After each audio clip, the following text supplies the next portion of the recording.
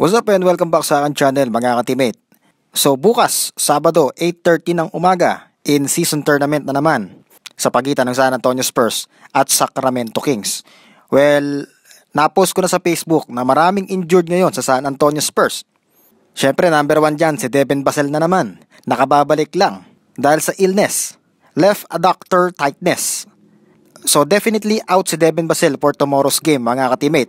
Isa pa ay si Trey Jones dahil naman sa hamstring. Keldon Johnson, right knee soreness. At si Sandro Mamukelashvili na injured kakaupo. Si Mamo naman na nagsasuffer ng mid-back tightness.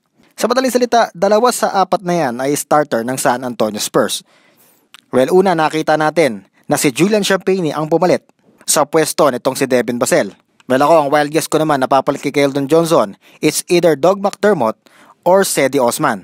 So mga ka-teammate, nagsisimula na ma-injured isa-isa ang mga player ng San Antonio Spurs. Tis-tis lang. At malay natin manalo sa Sacramento Kings ang San Antonio Spurs.